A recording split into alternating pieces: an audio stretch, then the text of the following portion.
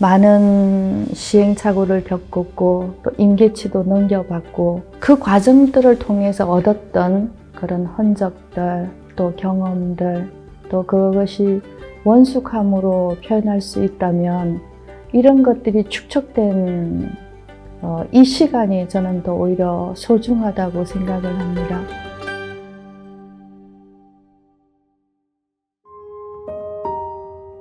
예, 저는 올해 62세 여성 건축사 또 서울과 천안에서 건축사 사무실을 운영하고 있는 강계수 건축사입니다.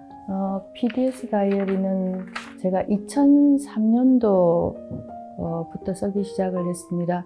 2002년도 말쯤 제가 늘 쓰던 플랭크린 다이어리를 구매를 해놨는데 우연한 유튜브 영상에서 PDS 다이어리를 소개하는 모습을 보고 저런 것다면 한번 사볼까?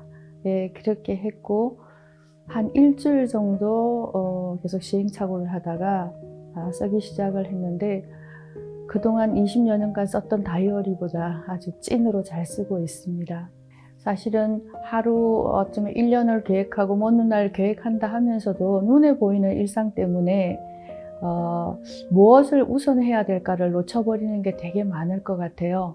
그래서 작년에 이 다이어리를 쓰면서 우선순위가 뭐라는 개념, 그리고 나는 과연 하루를 어떻게 살고 있는지에 대한 것들이 많이 정리가 되었습니다. 이제 먼설리 부분에 그 우선순위와 일을 해야 될 고정적인 시간들을 먼저 적습니다.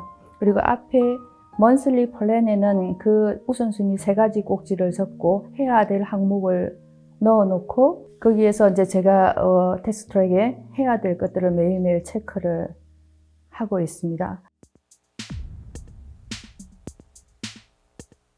어쩌면 62살 정도 되었으니까 많은 분들이 이제 공무원 주변 분들은 은퇴를 하시기도 하시고 이 정도 사회에서 활동을 했다라고 하면 더 이상 그것을 유지하려고 하지 더 이상 개발하지 않으려고 하는 분들이 사실은 많은 게 사실입니다. 근데 이제 우리가 살아가는 100살, 120살 인생을 생각해 보면 이제 하프라인 넘은 것 같다는 생각을 참 많이 했습니다. 작년에 저는 사실은 거의 제 인생의 3번째로 터닝 포인트 한다고 할 정도로 많은 변화가 있었습니다.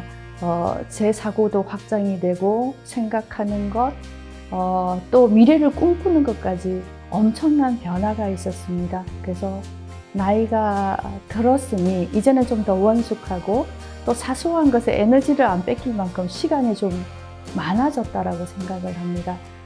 어쩌면 진정한 성장을 이제서 하고 있지 않나 하는 그런 생각도 사실은 좀 드는 편이거든요.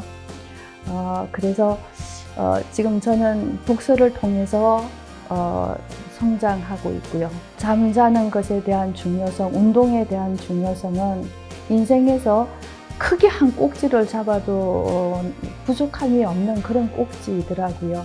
근데 일을 하는 저 같은 경우는 많이 소홀했던 게 사실이었거든요. 주 4번 등산을 하고 일주일에 PT를 2번을 받고 또 개인적으로 매일 아침에 일어나서 스트레칭을 하고 운동에 대한 건강에 대한 몸을 움직이는 것뿐만 아니라 먹는 것 하나하나까지 좀 더 살피게 되고 신경 쓰게 되는 이런 점들이 제가 성장했던 모습이고 매일 제가 조금씩 성장했다라는 것은 플랜2C 다이어리를 쓰면서 제가 퓨처셀프의 우선순위를 5점을 놓고 점수를 매기고 있는데요. 그 점수가 0.1%씩 때로는 1%씩 이렇게 변화하고 있다는 게 제가 성장하고 있고 또 모두 성장할 수 있다라고 그렇게 느껴집니다.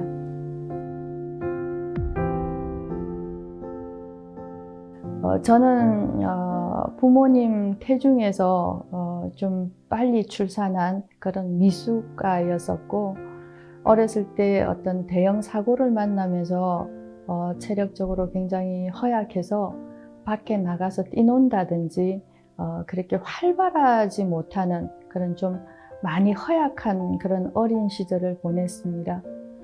지금도 여전히 영양제 주사를 맞는다면 혈관이 모두 숨어버리거나 항생제에 면역이 생겨서 잘 마취가 안 된다라든지 이런 제 신체적인 한계를 좀 가지고 있습니다.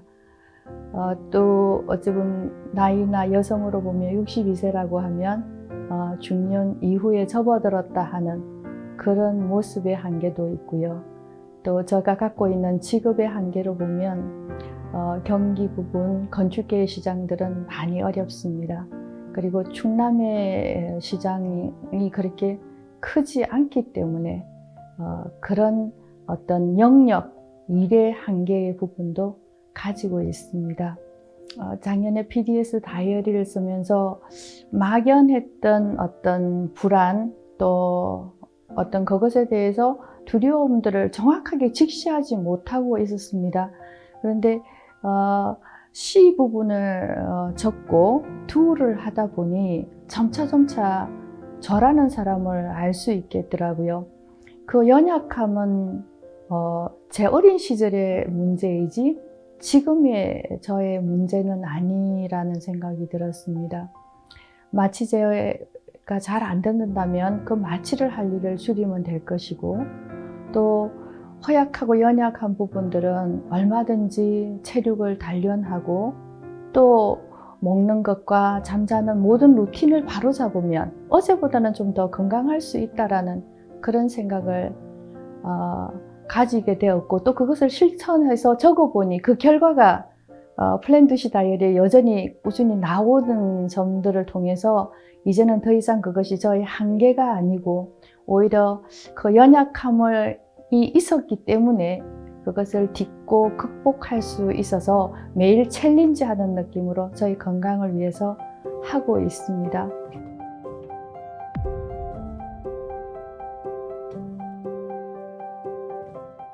제가 선택할 수 있는 젊은 시절이라면 한번 고민해 볼 수 있을 것 같습니다. 퓨처 셀프를 알고 PDS 다이어리를 하는 그런 젊은 시절이라면 저는 당연히 돌아가겠다고 말할 것 같습니다. 그러나 제가 선택할 수 없는 제가 생각하는 저희 어린 시절이라고 한다면 저는 지금의 시절에 머물겠다고 얘기할 것 같아요. 많은 시행착오를 겪었고 또 임계치도 넘겨봤고 그러다 보니 제 속에 있는 그 과정들을 통해서 얻었던 그런 흔적들 또 경험들 또 그것이 원숙함으로 표현할 수 있다면 이런 것들이 축적된 이 시간이 저는 더 오히려 소중하다고 생각을 합니다. 제가 작년에 만났던 이 다이어리를 통해서 성장하고 있다고 느끼고 있기 때문에 오늘과 내일에 대한 궁금함이 제가 사실은 더 많이 생겼습니다. 내일이 기대가 되고 또 어떻게 될까? 또 이 목표했던 꿈들은 어떻게 이루어져서 어떤 결과를 만들까라고 생각하는 그 호기심이 많아서 저는 이 시간에 머물고 또 내일의 삶들을 기대하면서 살아갈 것 같습니다.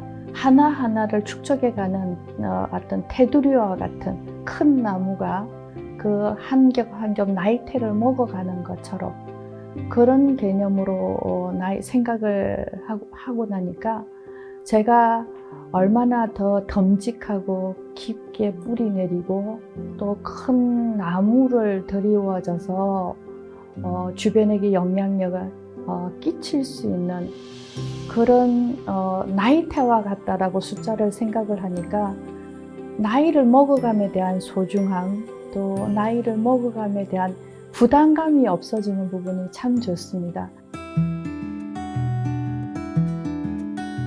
제가 뭘 먹는지에 대한 것들을 살피기 시작을 했습니다.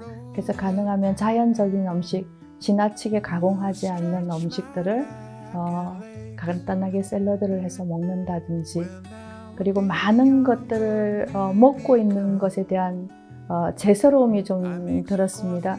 일주일에 2번 트레이닝을 받고 주말 같은 경우는 가까운 산들을 한 3시간에서 5시간 정도 천천히 등산을 하고 또 돌아와서 그 등산을 하고 난 이후에 제 몸의 변화들을 기록하고 느끼면서 건강관리를 하고 있습니다.